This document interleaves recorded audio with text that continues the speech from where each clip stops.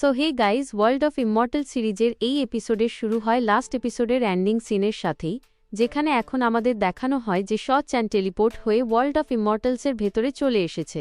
এখন সে পৌঁছে গেছে ড্রাগন আইল্যান্ডের ওপরে, যেখানে সে একটি ড্রাগনের ডিম পায়, যা নিয়ে সে একটি গুহার ভেতরে লুকিয়ে পড়ে। কিন্তু তার ওপর লিউ এবং ভ্যাং জিফ্যাং নামের দুই চরিত্রের নজর পড়ে, যারা চালাকি করে কথা বলতে বলতে সেই গুহার ভেতরে চ্যানের কাছে পৌঁছে যায় তার সাথে বন্ধুত্ব বাড়ানোর চেষ্টা করতে।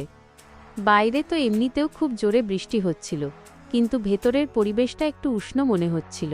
তখনই ভ্যাং জিফ্যাং চ্যানকে বলতে থাকে যে, যেমনটা তুমি আমাদের বলেছ যে তুমি মর্টাল রিয়েলম থেকে এসেছো।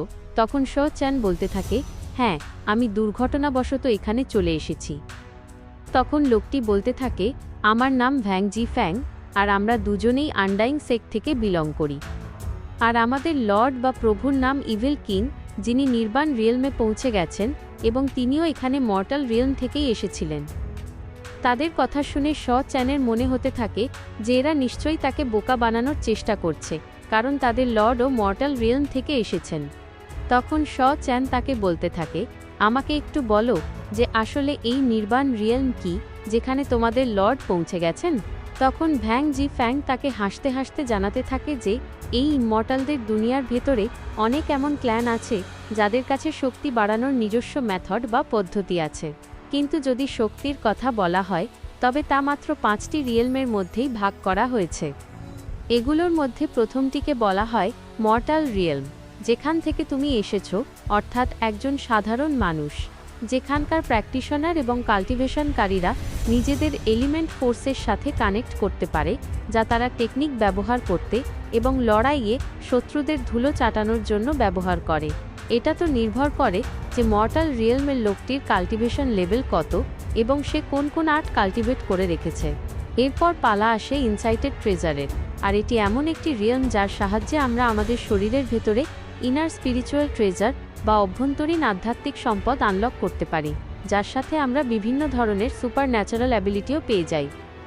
আর এই সব কিছুর পরে আসে স্কাই ওয়াকিং, যার পরে আসে নির্বাণ, এবং তারপর আসে ইমমর্টালিটি, যেখানে পৌঁছালে আমরা ধরে নিতে পারি যে হ্যাঁ, এখন বান্দা একদম টপ লেভেলে পৌঁছে গেছে। কিন্তু এর মধ্যে প্রতিটি রিয়েলমের ভেতরে থাকে মোট 9টি লেভেল, অর্থাৎ তোমাকে প্রতিটি রিয়েলমে যাওয়ার পর পার করতে হবে তার 9টি লেভেল, তবেই গিয়ে তুমি কাল্টিভেশনের পরের লেভেলে পৌঁছাতে পারবে। তখনই জিউ এখানে চ্যানকে বলতে থাকে, যাই হোক, যদি আমি তোমার মতো মাসুম বাচ্চার ব্যাপারে কথা বলি, তবে যদি তুমি নির্বাণ রিয়েলমেও পৌঁছে যাও, তবুও সম্ভবত তুমি ইমমর্টাল পর্যন্ত পৌঁছাতে পারবে না, কারণ ইমমর্টাল ব্রেক থ্রু করার জন্য এত বেশি পরিশ্রম করতে হবে যা তুমি নিজেও জানো না। যদি তোমার এমন মনে হয় যে এখান থেকে পিওর স্পিরিচুয়াল এনার্জি অ্যাবসর্ব করার পর তুমি ইমমর্টালিটির রাস্তায় যেতে পারবে বা ইমমর্টালিটি অর্জন করতে পারবে, তবে সম্ভবত এমনটা হওয়া I am so sorry possible বা সম্ভব নয়।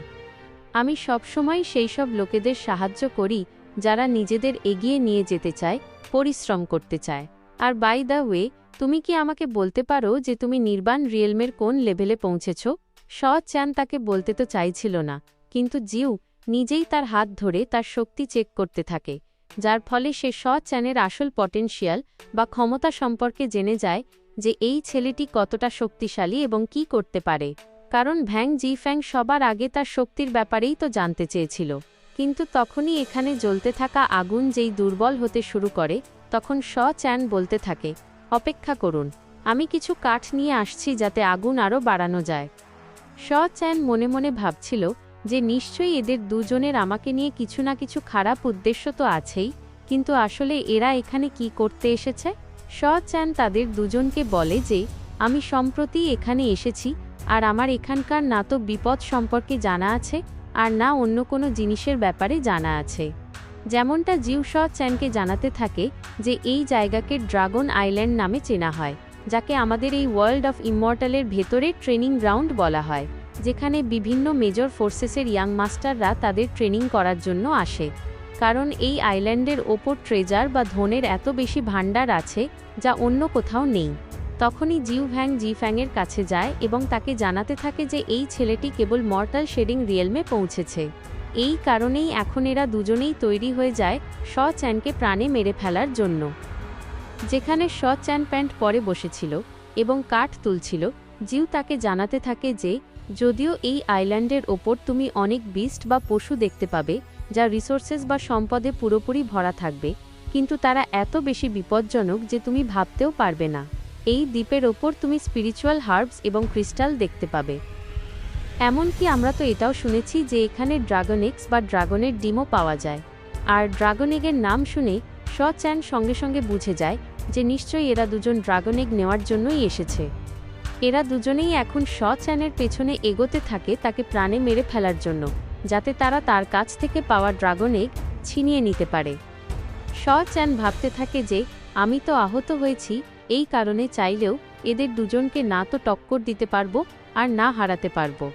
ভ্যাং জি ফ্যাং এখন তাকে মারার জন্য একদম কাছে পৌঁছে গিয়েছিল, কিন্তু তখনই শ চ্যান সেখান থেকে ড্রাগন একটি তুলে নেয় এবং বলতে থাকে, এখন তোমরা যেই ড্রাগন এগের ব্যাপারে কথা বলছিলে সেটা কি দেখতে কিছুটা এরকমই হয়, যেমনটা জিউ ভ্যাং জি ফ্যাংকে থামিয়ে দেয় যে এখনই হামলা করো না। শ চ্যান জানাতে থাকে যে এই ডিমটা আমি তখন পেয়েছিলাম যখন আমি কোস্টাল সাইডে বা উপকূলের দিকে ছিলাম। আমি তো ভাবিনি যে এটা এত বেশি রেয়ার ট্রেজার বা দুর্লভ ধন হিসেবে পরিচিত হবে। তখনই জিউ বলতে থাকে, তুমি কি এটা বলতে চাও যে সেখানে আমরা আরও অনেক ড্রাগন এগ দেখতে পাবো? শ চ্যান জানায়, হ্যাঁ একদম, আমি সেখানে আরও অনেকগুলো ড্রাগন এগ দেখেছিলাম। যদি তোমরা চাও তবে আমি তোমাদের সেখানে নিয়ে যেতে পারি। যার পর এখন আমাদের কোস্টাল সাইড দেখানো হয়, যেখান দিয়ে হাঁটতে হাঁটতে শ চ্যানের সাথে তারা দুজনেই যাচ্ছিল। শ চ্যান এখানে তার জীবনে প্রথমবারের মতো উড়ন্ত মাছ দেখছিল, সাথে সে 8 আর্মড ঈগল ড্রাগন দেখেছিল। তার ব্যাপারেও ভাবে যে নিশ্চয়ই সে আশেপাশেই হবে। তার পেছনে যেতে যেতে জিউ ভ্যাংকে বলতে থাকে, এই ছেলেটি কখনো ঠিকভাবে মর্টাল শেডিং রিয়েলমও ক্রস করেনি, আর তবুও ওয়ার্ল্ড অফ ইমমর্টালসের ভেতরে চলে এসেছে। আসলে এটা হওয়া সম্ভবও কিভাবে? ভ্যাং জি ফ্যাং বলতে থাকে, ব্যাস, আমরা একবার ওই ড্রাগন এগ পেয়ে যাই, আমরা একে প্রাণে মেরে ফেলব। যার পর এখন এরা পৌঁছে যায় ইভিল ড্রাগনের গুহার ভেতরে, যেখানকার ভেতরের দৃশ্যও ততটাই বিপজ্জনক মনে হচ্ছিল। সামান্য একটু হাঁটার পরেই শ চ্যান বলতে থাকে, দেখো আমরা পৌঁছে গেছি। এখন এদের চোখের সামনে ইভিল ড্রাগনের ডিমগুলো দেখা যায়, যা দেখেই ভ্যাং জি ফ্যাং এবং জিউ দুজনেই দ্রুত ডিমগুলোর দিকে এগোয়। আর এমন দুর্লভ ধন দেখে এদের দুজনের মনে লোভ চলে এসেছিল, কিন্তু শ চ্যান আগে থেকেই জানো যে এখানে কোনো না কোনো গণ্ডগোল তো নিশ্চয়ই হবে। তখনই ভ্যাং জি ফ্যাং জিউকে বলতে থাকে, লিটল ব্রাদার শ চ্যান আমাদের অনেক বেশি সাহায্য করেছে ড্রাগন এগ খোঁজার জন্য, তো তুমি তার কাছে গিয়ে তাকে ধন্যবাদ দাও না কেন? শ চ্যান বলতে থাকে, না না, এর কোনো দরকার নেই, আমিও এই ডিমগুলো ভাগ্যক্রমেই পেয়েছিলাম। কিন্তু তখনই জিউ শ চ্যানের দিকে ঘোরে এবং তাকে বলতে থাকে, বন্ধু, এখনো পর্যন্ত তুমি আমাদের দয়া এবং আমাদের চরিত্র সম্পর্কে জানো না, আর এই জিনিসগুলোর ব্যাপারে জানা তোমার জন্য খুবই জরুরি, কারণ জিউয়ের কাছে যে সাপটি ছিল তা এখন একটি বিষাক্ত তলোয়ারে বদলে গিয়েছিল। এই দৃশ্য দেখে শ চ্যান বলতে থাকে, আমি তোমাদের সাহায্য করেছি ড্রাগন এগ খুঁজতে, আসলে আমি তোমাদের এই সব কিছুর মানে কি বুঝবো? এটা কি তোমাদের ধন্যবাদ জানানোর কোনো পদ্ধতি? জিউ বলতে থাকে, একটি ড্রাগনের ডিম অনেক বেশি রেয়ার ট্রেজার হয়, আর আমরা চাই না যে এটার ব্যাপারে আমাদের ছাড়া আর কেউ জানুক। তাই মাফ করবে শ চ্যান, কিন্তু তোমাকে মরতে হবে। এরপর ভ্যাং জি ফ্যাং যেই সেই ড্রাগন এগ তোলার জন্য এগোতে থাকে, তখনই পুরো গুহার ভেতরেই কম্পন শুরু হয়ে যায়। তাই ভ্যাং জি ফ্যাং জিউকে বলে, তাড়াতাড়ি নিজের কাজ শেষ করো আর ওকে প্রাণে মেরে ফেলো। তো জিউ এখানে তার তলোয়ার তুলে নিয়েছিল শ চ্যানকে প্রাণে মারার জন্য, কিন্তু সে যেই তলোয়ার দিয়ে আঘাত করেছিল তখনই হঠাৎ করে এমন মনে হতে থাকে যেন সময় ধীর হয়ে গেছে। এমন মনে হচ্ছিল যেন শ চ্যানের ভেতরে কোনো এক নতুন টেকনিক চলে এসেছে। শ চ্যান তো এই কথা আগে থেকেই জানত যে নিশ্চয়ই আশেপাশেই সেই ইভিল ড্রাগন আছে, আর সে সেই ড্রাগনের মুখ থেকে বেরোনো নিঃশ্বাস ব্যবহার করতে থাকে, যার ফলে মনে হচ্ছিল যেন সময় থেমে গেছে। কিন্তু শ চ্যান আগে থেকেই জানত যে যেই ড্রাগন গর্জন করবে তার গর্জনের সামনে সে টিকতে পারবে না। তাই শ চ্যান তার ইন্দ্রিয় বা সেন্সেসকে আগে থেকেই স্টপ করে নিয়েছিল, বাফার শিল্ড ব্যবহার করছিল নিজের সেন্স আটকানোর জন্য। তবেই গিয়ে সে খুব সহজেই জিউয়ের অ্যাটাক ডজ করতে পারে এবং তারই তলোয়ার তার হাত থেকে কেড়ে নিয়ে জিউয়ের পিঠে গেঁথে দেয়, যা তার এফোর ওফোর হয়ে যায়। যেমনটা এখানে মাত্র একটি আঘাতেই জিউয়ের প্রাণ বেরিয়ে যায়। আর এই দৃশ্য দেখে ভ্যাং জি ফ্যাংয়ের তো হুঁশ উড়ে যায়। সে দেরি না করে সাথে সাথে শ চ্যানের ওপর অ্যাটাক করার জন্য চলে আসে, কিন্তু শ চ্যান ভ্যাং জি ফ্যাংয়ের অ্যাটাকও ডজ করে দিয়েছিল, যার ফলে ভ্যাং জি ফ্যাংয়ের একটি হাত কেটে নিচে পড়ে যায়। একদিকে জিউয়ের প্রাণ চলে গিয়েছিল, আর অন্যদিকে ভ্যাং জি ফ্যাংয়ের অবস্থা খারাপ হয়ে গিয়েছিল। তার হাত থেকে রক্তের ধারা বইছিল, যা নিচে জলে পড়ছিল। শ চ্যান বলতে থাকে, আমার এই ব্যাপারে খুব বেশি দুঃখ হচ্ছে যে আমি একবারে কেবল একজনকেই মারতে পেরেছি, কিন্তু চিন্তা করো না, কিছুক্ষণ পরেই তুমিও আমার হাতে মারা যাবে। ভ্যাং জি ফ্যাং বলতে থাকে, আমি তোমার শক্তিকে একটু কমই আঁচ করেছিলাম, কিন্তু এখন তোমার সাথে এমন কিছু হবে যার ব্যাপারে তুমি ভাবোওনি। শ চ্যান বলতে থাকে, হ্যাঁ, প্ল্যানিং করে তোমরাই এখানে এসেছিলে, আমি তো না। যার সাথে সাথেই ভ্যাং জি ফ্যাং অ্যাটাক করার জন্য শ চ্যানের ওপর চলে আসে। এদের দুজনের মধ্যেই এখন এখানে অনেক বেশি বিপজ্জনক ক্লোজ কমব্যাট বা হাতাহাতি লড়াই শুরু হয়ে গিয়েছিল। আমরা দেখতে পাই যে শ চ্যান এত বেশি আহত হওয়ার পরেও ভ্যাং জি ফ্যাংয়ের মতো ইমমর্টালের মোকাবিলা করছিল, বরং সে তার ওপর ডেডলি বা প্রাণঘাতী অ্যাটাক করতে করতে তার অবস্থাও খারাপ করে দিচ্ছিল। কিন্তু আমাদের ভ্যাং জি ফ্যাংয়েরও প্রশংসা করা উচিত যে তার মাত্র একটি হাত থাকা সত্ত্বেও, এত বেশি আহত হওয়া সত্ত্বেও সে শ চ্যানের অ্যাটাক ডজ করতে এবং তাকে আঘাত করতেও সফল হয়েছিল, যার কারণে এখন শ চ্যানের আরও বেশি রাগ হচ্ছিল। সে তার অ্যাটাকের স্পিডও বাড়িয়ে দেয়। এবার শ চ্যান যে খুব জোরে একটি অ্যাটাক করেছিল, সেই অ্যাটাক এই গুহার মাটিও চিরে রেখে দিয়েছিল। তার সাথে সাথে শ চ্যান আরও একটি ডেডলি অ্যাটাক করেছিল ভ্যাং জি ফ্যাংয়ের ওপর, যার কারণে জি ফ্যাংয়ের অবস্থা আরও বেশি খারাপ হতে থাকে। তার শরীর থেকে এত বেশি রক্ত বেরিয়ে গিয়েছিল যে সে চাইলেও নিজেকে বাঁচাতে পারবে না। আর এখন যেহেতু সে জানে যে তার প্রাণ যেতে চলেছে, তাই ভ্যাং জি ফ্যাং তার লিমিট ব্রেক করতে থাকে, যাতে সে নিজের ভেতরের এনার্জি বাড়াতে পারে এবং তার পটেনশিয়ালও বাড়াতে পারে। ভ্যাং জি ফ্যাং বলতে থাকে, তুমি জানো না, আমি আনডাইং সেক্ট থেকে বিলং করি, অর্থাৎ সেখানকার ডিসাইপল বা শিষ্যদের মারা দুনিয়ার সবথেকে বেশি বিপজ্জনক কাজ। কিন্তু এখন যেহেতু তুমি এমনটা করে দেখিয়েছ, তো এখন আমিও তোমাকে এমন কিছু দেখাবো যাতে তোমারও প্রাণ চলে যাবে। যার সাথে সাথেই ভ্যাং জি ফ্যাং তার সবথেকে স্ট্রংগেস্ট টেকনিক ব্যবহার করা শুরু করে দেয়, যাকে আসলে বলা হয় আনডাইং ডিমন কার্ড, যা সমন বা আবাহন হতেই এই পুরো গুহার ভেতরে যেন মনে হচ্ছিল ভূমিকম্প এসে গেছে। এই পুরো মাটি কাঁপতে থাকে, একটি ফরমেশন তৈরি হতে থাকে। এমনকি শ চ্যানের হাত থেকে তলোয়ার ছুটে পড়েছিল। সে নিজেও বুঝতে পারছিল না যে আসলে এটা কোনো টেকনিক আর এর থেকে কিভাবে বাঁচা যায়।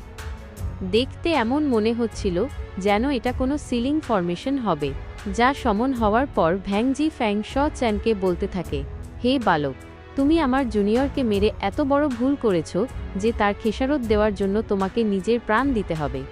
যেই পাওয়ার দেখে শ চ্যানও বুঝতে পারছিল না যে আসলে সে এর থেকে বাঁচবে তো বাঁচবে কিভাবে, কারণ ভ্যাং জি ফ্যাং এটা জানে যে এই টেকনিক ব্যবহার করার পর সে মারা যাবেই। তাই সে বলতে থাকে, আমি তো আজ এখানে মরবই, কিন্তু সাথে আমি তোমাকেও নিয়ে মরব।